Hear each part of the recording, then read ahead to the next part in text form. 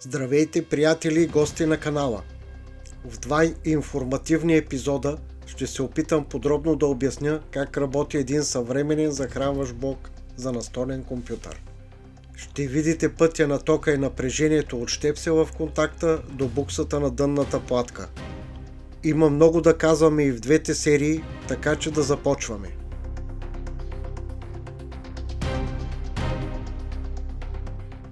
И така, вече виждате на екрана схема на компютърно захранване от среден клас и средна мощност.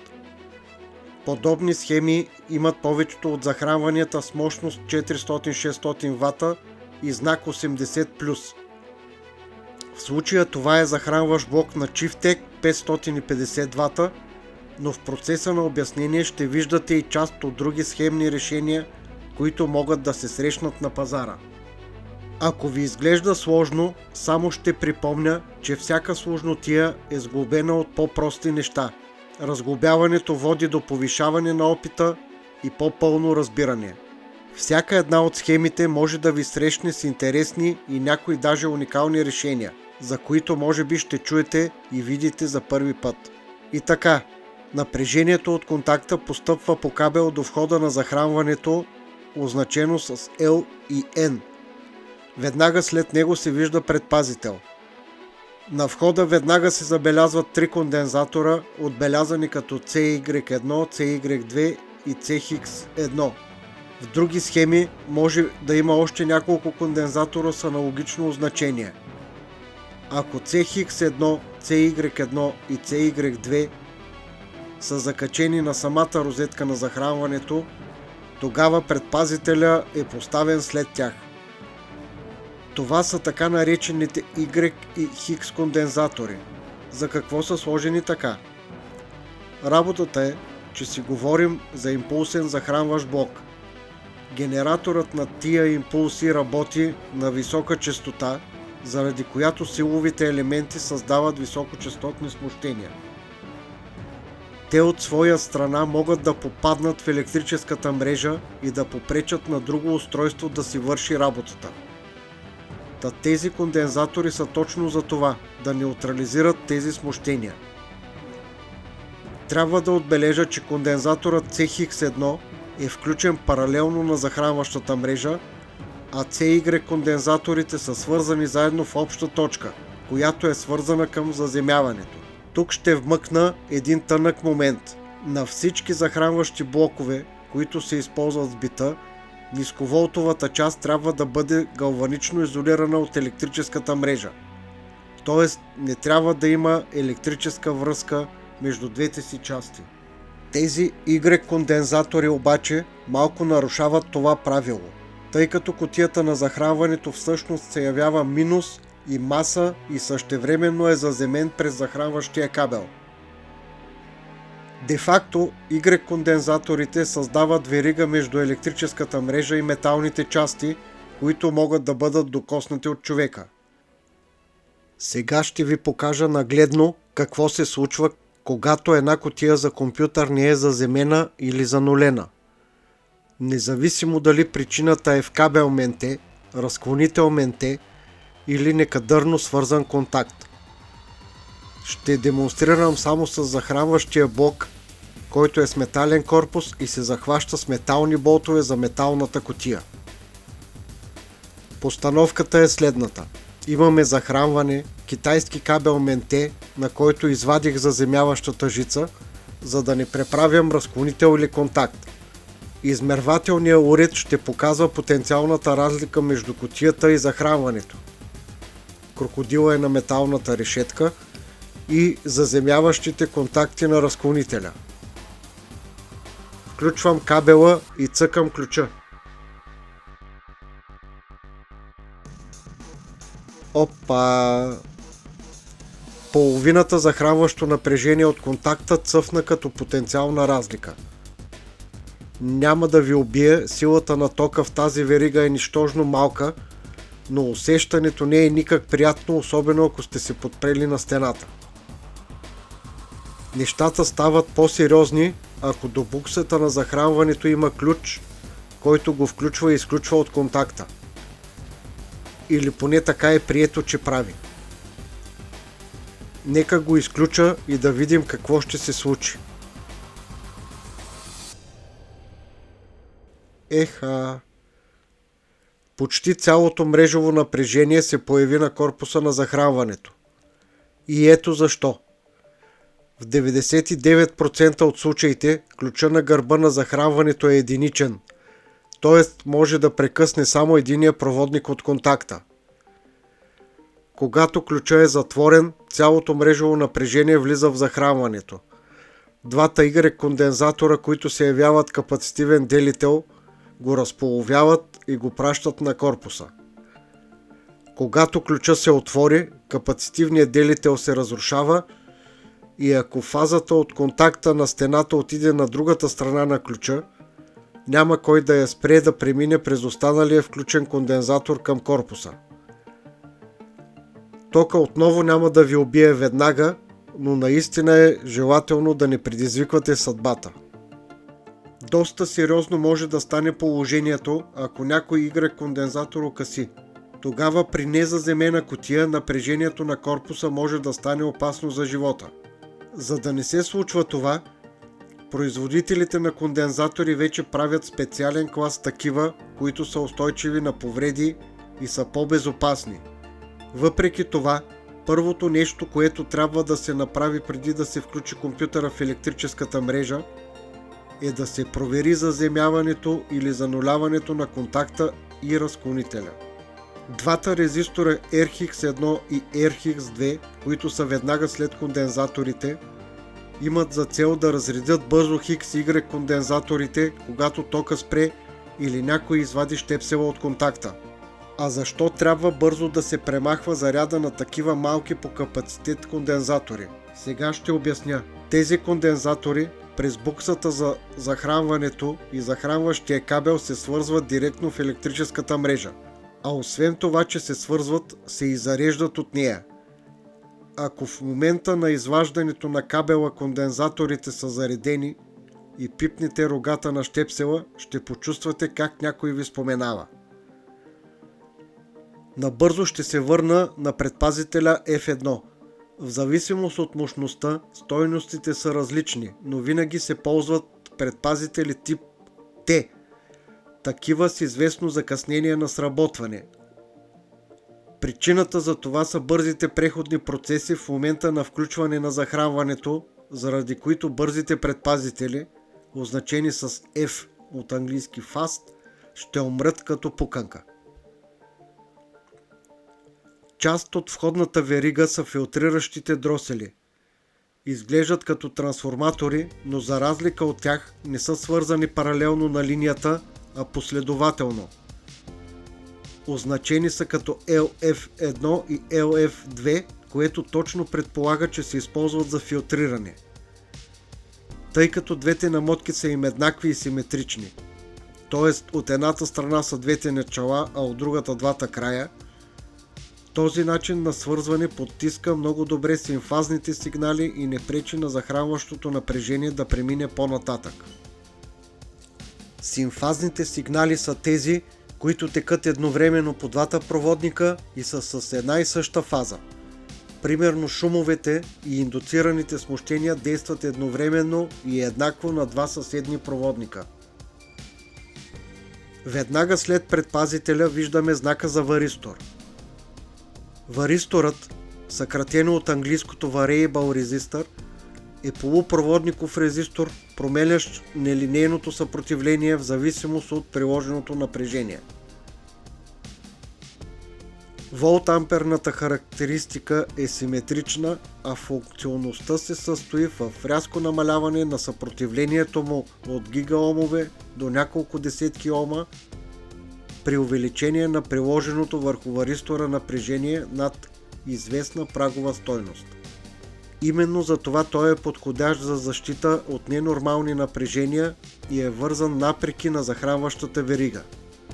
Напрежението на сработване за този тип захранвания се избира така, че изправеното мрежово напрежение да не превишава максимално допустимото напрежение на високоволтовия кондензатор.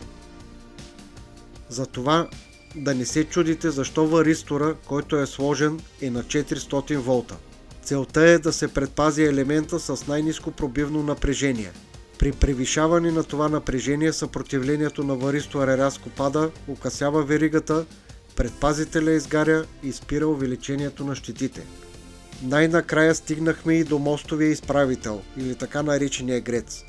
На него минусовия извод е свързан с нискоомен резистор към маса. Чрез пада на напрежението върху него се следи общия ток, който захранването консумира. Положителният извод е свързан с изглаждащия кондензатор, който не е с кой знае колко голям капацитет.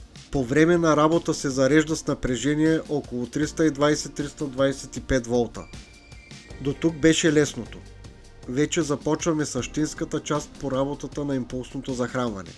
Изправеното напрежение попада на възел, който се състои от бобината L101, двойката паралелно свързани транзистори Q601 и Q602 и диода D102. Поставени са два транзистора, за да се намали токовото и топлинно натоварване върху тях, сравнено с един транзистор. За удобство ще ги споменавам като един. На пръв поглед това прилича на поредния филтър, тъй като през дросела и диода напрежението продължава нататък по веригата. Обаче в означението на дросела липсва буквата F от филтър, значи не е филтриращ. В действителност това е повишаващ преобразовател на напрежение. Работи последния начин. Когато транзистора Q601 се отпуши, цялото напрежение от 320 волта постъпва на дросела. Тъй като той има голяма индуктивност, тока през него не може да скочи веднага и той започва да натрупва енергия. При това полярността на енергията е същата както на захранващото напрежение. Когато транзистора се запуши, захранването на дросела прекъсва и вследствие на натрупваната енергия на двата му края се появява напрежение на самоиндукция, което е с обратен знак. А тъй като дросела е включен последователно между захранването и товара, напрежението му се сумира с кондензатора C102 и през диода D102 зарежда кондензатора C103 до напрежение от 370 до 420 волта в зависимост от модела на захранването. Стабилизирането на това напрежение може да се постигне чрез промяна на честотата или коефициента на запълване на импулсите на транзистора и обратната връзка по напрежение. Разбира се, честотата трябва да е съобразена с индуктивността на дросела и трябва да бъде такава, че за един период от импулса дросела да може да се зареди. И колкото по-дълъг е цикъла на натрупване на енергия, толкова по-високо ще е изходното напрежение. Честотата и ширината на импулсите се определят от специализирана интегрална схема U201. Сигналът от нея не отива директно на гейта на транзистора, а през нискоомен резистор постъпва на лека схема за управление на транзистора Q601, състояща се от диода D601, транзистора Q603 и резисторите R601 и R602. Когато на изхода на шим контролера се появи високо ниво, което трябва да отпуши транзистора, сигнала преминава през резистора R602, диода и отива на гейта на транзистора, който вследствие на това се отпушва. Както виждате, в веригата има още един транзистор. Той е биполярен PNP. Той не трябва да е отпушен по време на високото ниво, защото ще окъси сигнала към високоволтовата маса. И за да е наистина сигурно запушен, пада на напрежението на диода D601 прави така, че прехода емитер-база става допълнително запушен заради обратния поляритет на свързване. Чак когато сигнала стане ниско ниво, транзистора се отпушва и дава гейта на мощния транзистор към маса. Възниква въпроса: защо е необходим този PNP транзистор, като така и така ниското ниво на сигнала може да запуши MOSFET транзистора? Може да напишете и свое мнение в коментарите, но аз все пак ще ви кажа защо. На нас ни трябва този транзистор да се запуши възможно най-бързо, за да не възникнат допълнителни преходни процеси, които водят до нарастване на топлинните загуби. Знаем, че MOSFET транзисторите се управляват с напрежение. Освен това, те имат и още един параметър – капацитет между гейта и сорса. Тоест, все едно това е вграден кондензатор. А той, веднъж зареден при отпушването на транзистора, може да го държи така определено време след изчезването на импулса. В схемата на захранването PNP транзистора прави така, че да разреди почти мигновено този кондензатор. Май малко се отплеснах, ама мисля, че беше важно. Има и други схемни решения за сигурно управление на MOSFET транзистора при високите честоти на компютърните захранвания, например в тази. Сигналът при нея не отива директно на гейта на транзистора, а чрез полумост, сглобен от два биполярни транзистора. Един е PNP, другия е NPN. От схемата се вижда, че те са включени по схема общ колектор, т.е. в тази схема те работят като усилвател на ток и позволяват на контролера да управлява транзистора с висока честота. Диода D2 е сложен, за да предотврати късото съединение на кондензатора при отпушен транзистор. Термисторът TR101 служи за изглаждане на тока при първоначалното включване на захранването, когато кондензаторът C103 още не е зареден и е достатъчно популярно решение в подобните схеми. И така, в резултат на работата на повишаващия преобразовател, на изхода се получава постоянно напрежение, обикновено около 370-400 волта, в случая 383, то обикновено захранва цялата силова част на схемата. А за какво ни трябва този преобразовател? Всъщност това, което разгледахме току-що, се нарича активен коректор на мощността, APFC. Основното предназначение е коригиране на така наречената реактивна мощност и помага за намаляване на натоварването на електрическата мрежа и кабелите.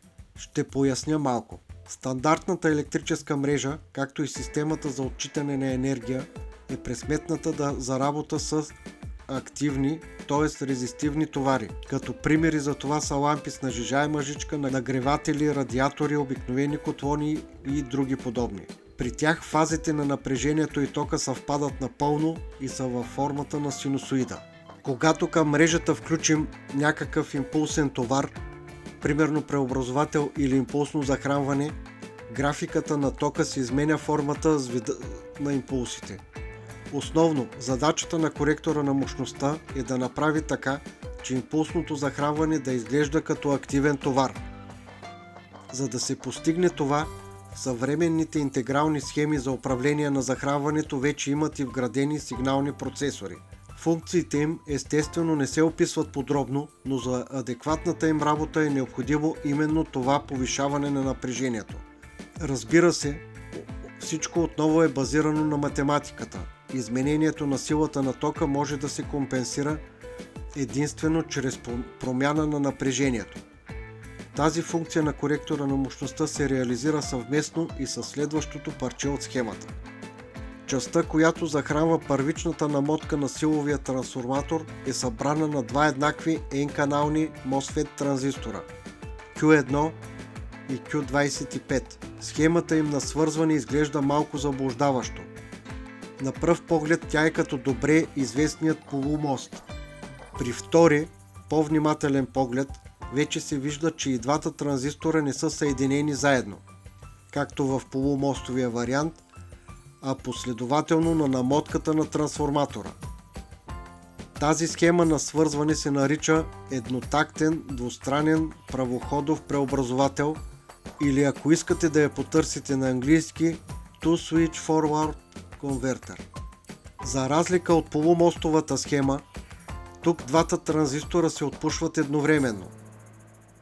Веднага възникнува въпроса: а защо са два? Сега ще обясня. Обърнете внимание на двата диода до тях, D36 и D39. При запушването на транзисторите в първичната намотка на трансформатора се получава вече познатото напрежение на самоиндукция. И точно него го хващат именно тези два диода, като изпращат енергията обратно на високоволтовия кондензатор. Този процес се нарича рекуперация. Ако ключа беше само един, то това нещо няма как да се състои. Освен това, при последователното съединение на транзисторите, напрежението върху тях се разполовява. Тоест, не е необходимо използване на чак толкова високоволтови транзистори. Същото се отнася и за разсейваната мощност. Ако все пак още веднъж сравним веригата с полумоста, ще намерим и малка прилика. Тъй като горният транзистор, за разлика от долния, не се използва като класически ключ, а като сорсов повторител при схема с общ дрейн, съществува характерният за нея проблем с управлението. Работата е там, че когато транзистора започва да се отпушва, напрежението на сорса нараства. И тъй като сме длъжни отпушващия потенциал на гейта да се подава спрямо сорса, в един момент се оказва, че напрежението на захранване на транзистора се оказва недостатъчно за отпушването му. За решаването на този проблем в тази схема е сложен трансформатора T3, който е с една първична и две вторични намотки.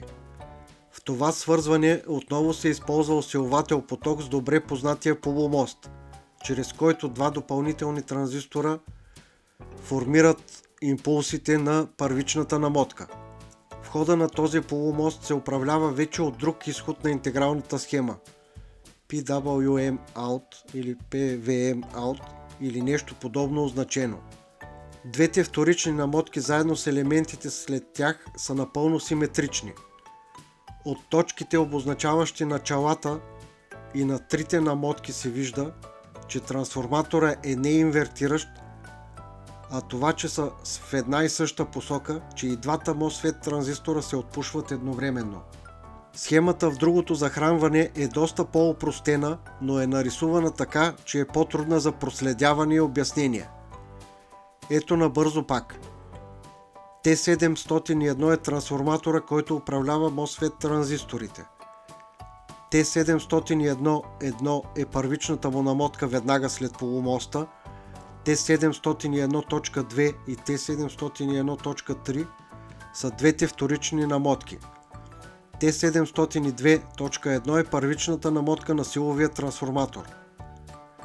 Добре се вижда и обратната връзка поток, която се взема като пад на напрежение върху резистора R705, който през резистора R215 и за изглаждащия кондензатор C210 се подава на токовия монитор на интегралната схема. Така, ако сумарното натоварване на всички нисковолтови изходи превиши определена стойност, шим контролера спира подаването на импулси към транзисторите и захранващия блок ще се изключи.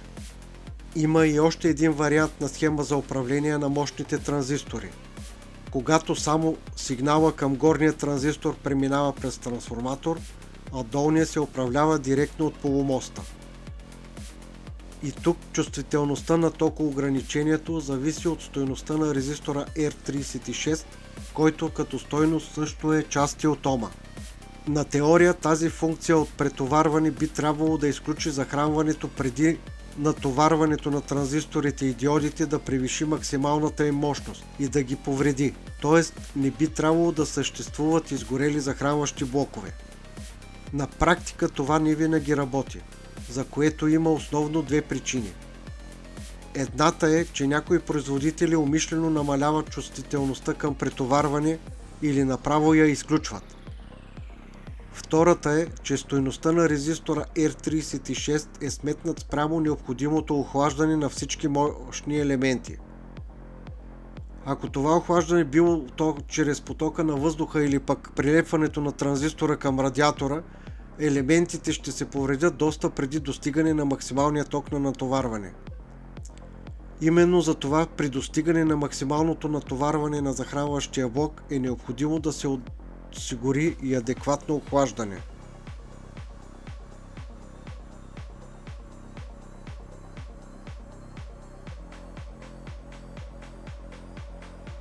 Надявам се този епизод да ви е харесал и да е бил полезен.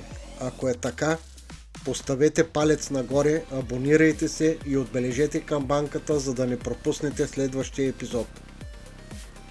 Във втората част ще продължа с работата на останалата част от захранването. Когато се появи, ще добавя линк в описанието. Благодаря, че останахте до края. Здравето да бъде с вас!